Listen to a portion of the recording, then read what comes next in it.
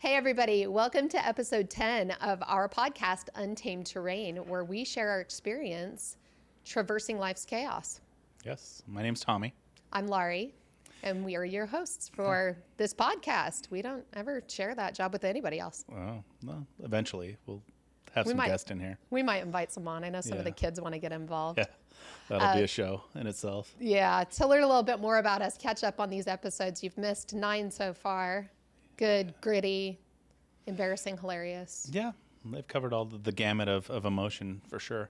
Something we want to talk about today, and having 9 kids, is bullying. We've seen it in our own household happen between each other on different levels, and so how are we going to approach that? How are we going to keep them grounded in a sense to where you don't deserve that, and the person that you're doing it to doesn't deserve that, and this is why. So I'll let you get started if you'd like, and maybe give an example or two and how we've tackled that problem in our household. Well, I wanted to bring this topic up. It kind of goes hand in hand with the social media episode that we did. Episode number 5 is all about social media. And part of the reason I wanted to bring this up is because of something I witnessed this past week, on my own social media. And I wanted to share the story because the bullying thing is not something that's just relegated to kids. It unfortunately carries on into adulthood, and I've had a couple of experiences being on the receiving end, both as a child and as an adult. And I wanted to talk about coping mechanisms for dealing with bullying, not just for kids, but with adults as well. So I'm going to share the experience I had this week. It actually happened to somebody I vaguely know through my years in pageantry. And she is a very public presence and has some hecklers, for lack of a better word, people who are ready to attack her next post, attack her next publication, attack her next broadcast, and say just cruel, cruel things to them. And she posted on one of the socials about the experience and asked, how could people be so cruel? And my first thought to that was, you have actually now given this bully power. You haven't cast off what they've said. You've now expanded their platform. We didn't know that anybody had said anything until you brought it on social media. And so it brought me to that, how do we handle bullies? And how did I handle bullies as somebody who was bullied as a child? Mm-hmm. So that was my reason behind wanting to do the episode today. Yeah, I think when we started talking about this and started talking about covering the topic, I really kind of dug deep into my own experience in my life growing up. I know in the last episode I talked about being the oldest grandchild. So I was closer to some of my uncles and hanging out with them. I was more on the receiving end of being pushed around and made to look a fool and do the things that no one else would do because it was embarrassing. And so growing up with that example and that lead, I kind of became the bully as I got into school and hanging around with my younger cousins. We didn't go to the same school, and I remember this so clearly. My cousin ended up coming to the grade school after I think they had just decided not to go to the Catholic school anymore, and so they came to the public school. And I had my set of friends, and we were kind of like the big fish in the pond. And I started picking on my cousin, and it was constant. It was just constant. And there was one day, as we were done with recess, we go back in. He just was fed up with it, and he punched me, gave me a bloody nose. And it was just, that those kind of memories are just, they bring up this guilt, and I'm such a guilt-ridden person. They bring up this guilt, like, why did I act like such a fool? Especially to my own family. Who was I trying to impress? I already had my friends set, instead of bringing him into our group and really trusting that he's going to just fit right in with us. And it wasn't even about that. I think it was just, I really don't know. And that's one of the things that bugs me to this day is I don't know why I did it. I don't know why I made fun of him so much.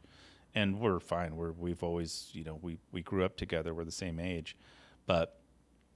And that kind of went on, and I left Yuma when I was 10, and I got into school and I started hanging out with my friends again. And I always kind of rose to the most popular friend group pretty quick.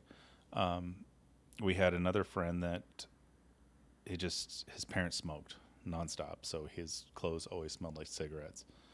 And I remember we would meet at my house before we walked to school, and we were like, okay, when so and so comes over, we're gonna spray Lysol on the door and shut it. And we did, and it's just like, God, a lot of it's youth and stupidity, but when you start to think about these things, it's like, man, what a fool I was to act that way and think that I was better than someone because of the situation that they were in.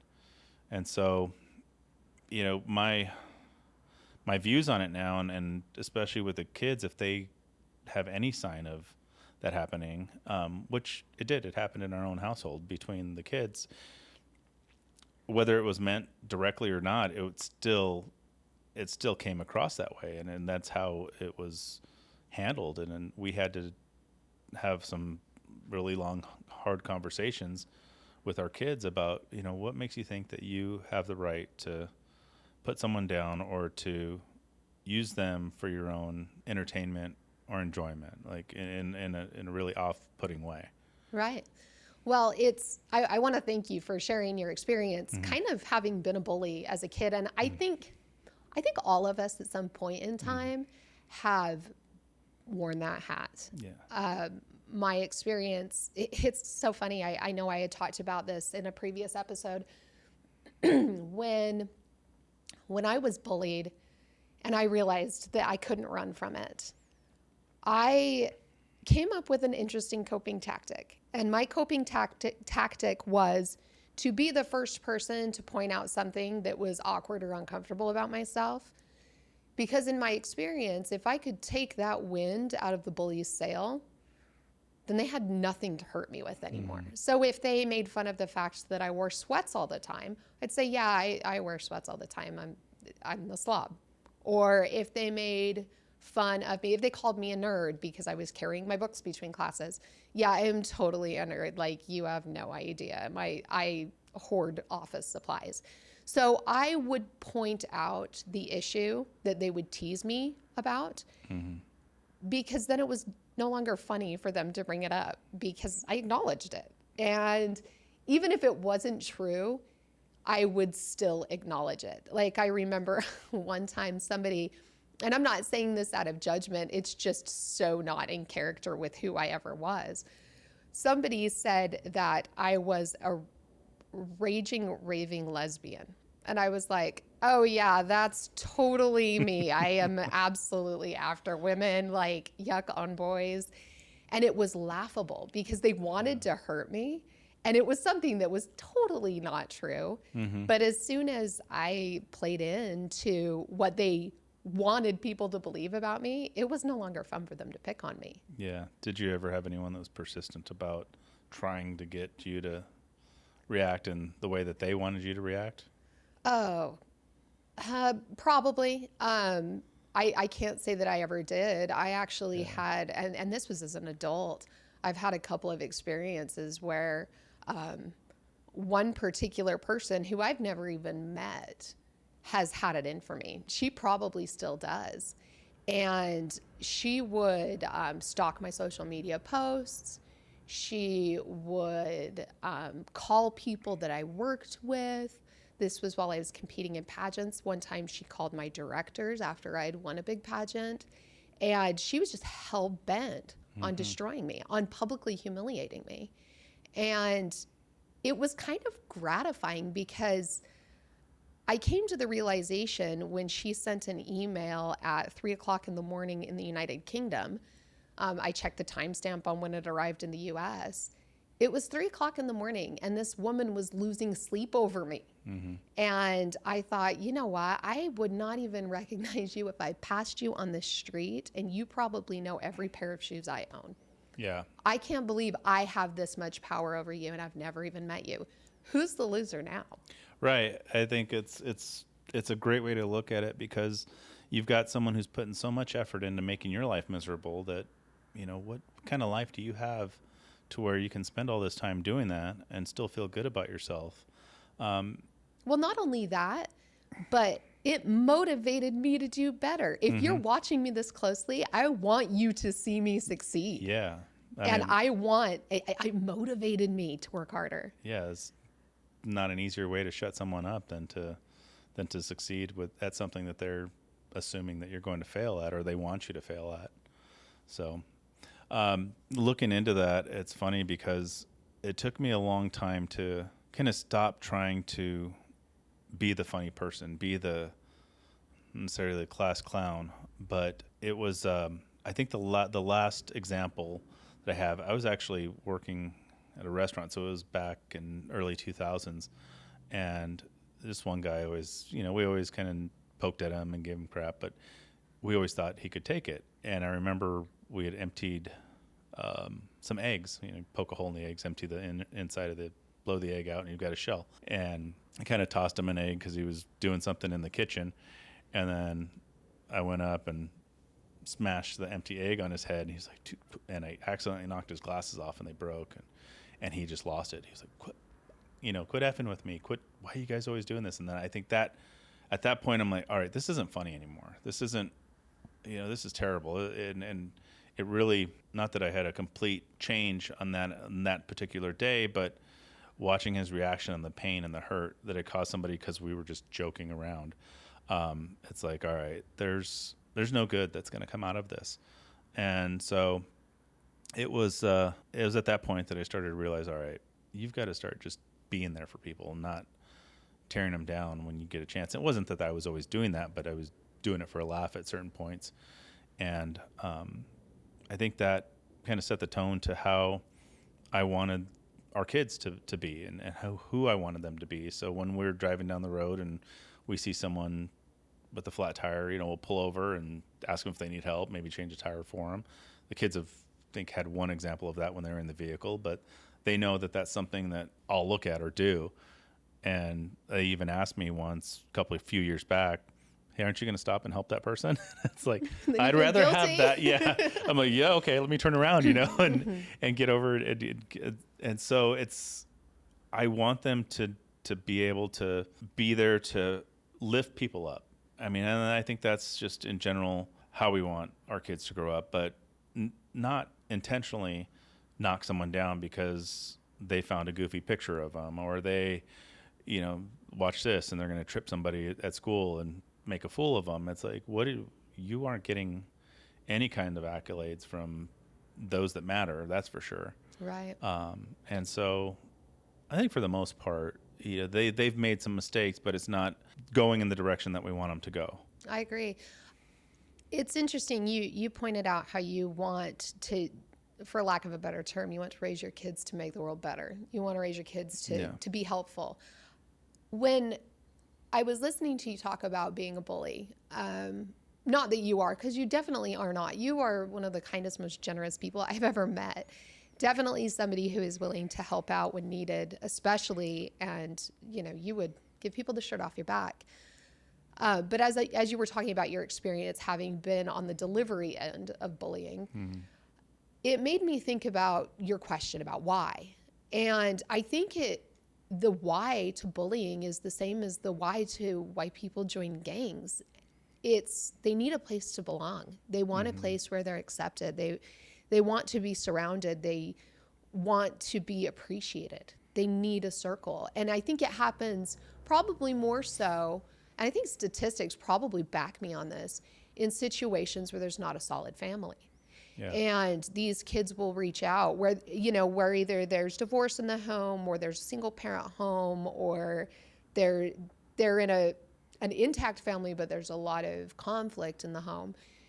They reach out to where they can feel comfortable and where they feel safe. And if you can get people to give you attention by laughing at what you do, or by joining in, or by you joining into what other people do, suddenly you become part of the group.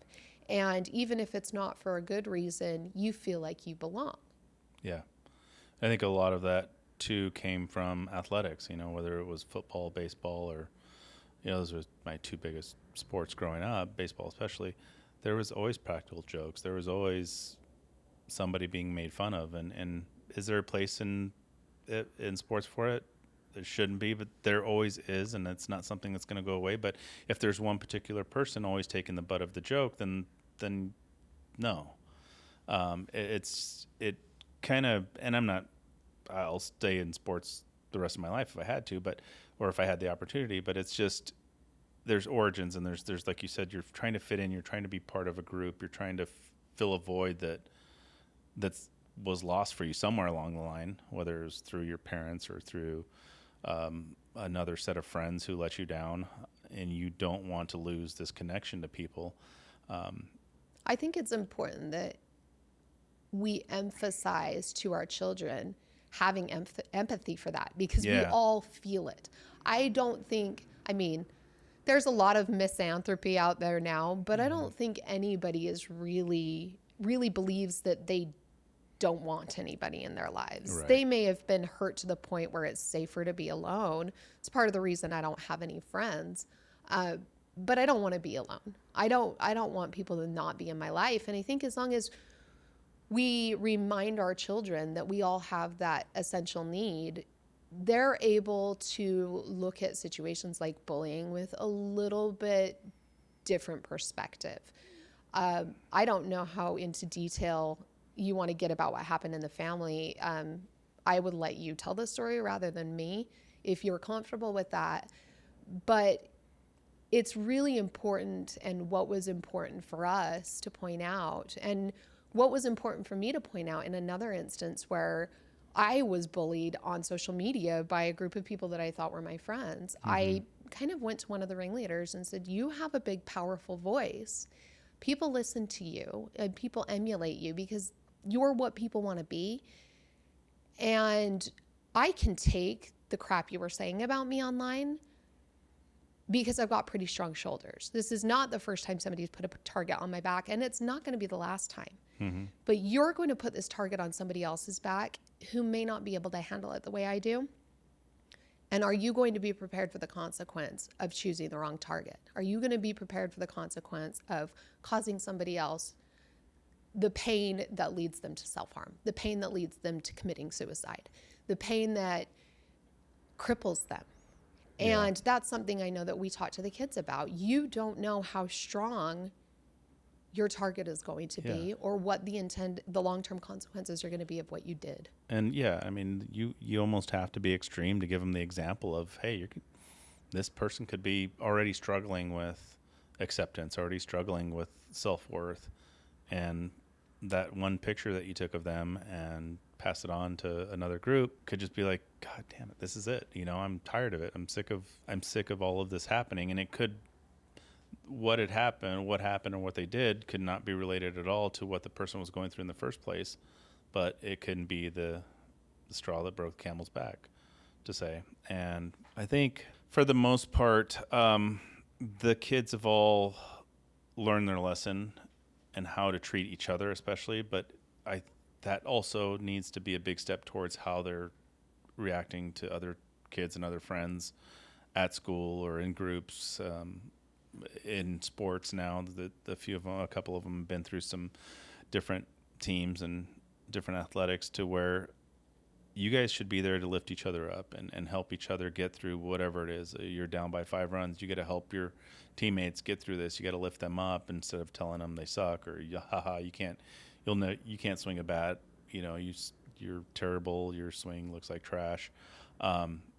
These are the kind of things that I want them to understand and realize, that those words can completely shift a person's path, as far as, and even if it's just for that few minutes ahead, it can give them the confidence to go out and make a play, or give them the confidence to face their fears and opening up to someone about their struggles and about what they're dealing with, rather than taking a shot at them verbally or online, and then they're harboring that even more. They're like even more cut off to the world, to where I don't want to deal with you because so-and-so is going to laugh at me. And it's interesting that you bring that up, taking the shot online because I see that it's so prevalent online. And that's part of the reason we try to teach our kids how to not only cope with it, but how to not be part of it. Yeah. Because these people, these keyboard crusaders, they're faceless. Yeah. They're usually nameless. Sometimes they are full-on bots, and they never have to take responsibility for what they say and what they do. And our kids are still very much stuck because they're teenagers in that psychological being of everything is about me. And I don't mean that in a bad way. It's just they have a really hard time perceiving outside their own existence. They're kind of existential in their development right now. Right. And so if they hear a group of people laughing, it doesn't matter what those people are actually laughing about. The children only think they're laughing at them. They're, oh my gosh, what am I doing? What did I say? Why are they laughing at me? And it's just natural progression of psychology. And so we really have to teach our children, don't give much heed to what nameless, faceless people are saying to you online. And, you know, if anything, it's like what happened this week. When we released one of our episodes, we kind of had a little bit of a splashback on YouTube. Somebody wrote a comment about, you know, my experience, and I was upset about it at first. And I thought, you know what, though? Any bad comment, still comment. It's still traction. And I'm not going to feed into this person by entering into an argument with them online. If they felt passionate enough about it to spend probably 10, 15 minutes it took for them to respond to maybe a 2-minute section of the video, they want to fight. And I'm not going to bite. Well, it's opinion, and that's the beauty of our state of mind and where we're at is that, look, okay, you can have your opinion. That's fine. You know, this is coming from our experience in our life, and it may not be 100% correct in your eyes, or you may not agree with it at all. That's not the point. The point is if you can have a healthy conversation about it, and if you're willing to type out that paragraph and a half response, then if we're going to respond strongly, then so be it. You've opened that can of worms, and you've got to be able to accept the consequences. But that's not the path that we'll go down, because that's the example that we want to set for people is that, look, we're pretty even keel when it comes to having conversations with you. And that's not, will we have strong opinions about certain things? It doesn't mean that we're right and you're wrong, or what you wrote is right and we're wrong. It's just, it's perception. And you kind of talked about the keyboard crusaders. It's like they don't have to take responsibility because they completely shut down and fall off the face of the earth and go open a new account or do whatever and keep doing it under a different name. I go back to my experience with my cousin. The result of that was like I got punched in the nose.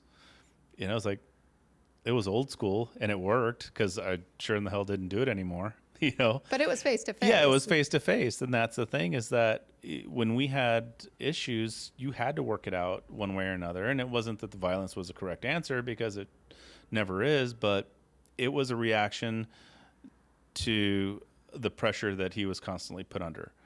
And so I had to accept that reaction and ultimately learn from it, which I did. And that kind of set the tone for our relationship for the next, until now. There was never issues like that again. The problem with these people online is that, like I just said, they can hide off in their little holes and cubbies and move on under a different name and continue to do so. And I think I want to draw back to how we disarm them. With I call her a stalker, my English stalker. With her, I was able to, I never talked to her, ever. Yeah. I never baited her. I never continued it. And so, eventually with bullies, if you don't give in, if you don't interact back, you take the steam away. Yeah. And so even if it's online, if somebody comments something to a picture you take and it's nasty, you have the option of giving them airtime and strengthening them, which is exactly what they want, because then it can be more about them and they belong, even if it's to a nameless, faceless mass out in the cybersphere. Or you can ignore it. Or you can leave it to other people who are in your corner to defend you, Right. your supporters to stand up for you. But the worst thing to do if you want to disarm a bully is to engage with them. Yeah. Because if you engage with them, they'll continue. Yep. And I think giving the kids that lesson and that example is going to be huge in their development, especially in this cyber world that they live in and they were brought up in. They've learned their lessons. They make, like anything else, they're going to make mistakes, and us giving them the consequence of those mistakes in a way that's going to teach them a lesson and not have them be resentful for a punishment or taking something away from them, and for us to explain it well enough to they understand the why that happened, then that's the direction that we want to continue to go with them. And it's really important that our kids know that no matter what's happening in the social media landscape, no matter what's happening at school, that when they come within our four walls, they're loved and they're appreciated and they're important. And it gets hard to do that with 7 kids at the house. And it gets hard to be able to tune into how they're feeling and to make sure that they each feel so important. But as parents, it's one of the biggest responsibilities we have. Yeah. So, well, guys, if you have any questions or if you have any thoughts, or you want to give us your experiences on how you're dealing with bullying in your household, dealing with bullying on your own, please leave a comment. We'd love to hear from you. Thank you for tuning into this episode. Have a good one.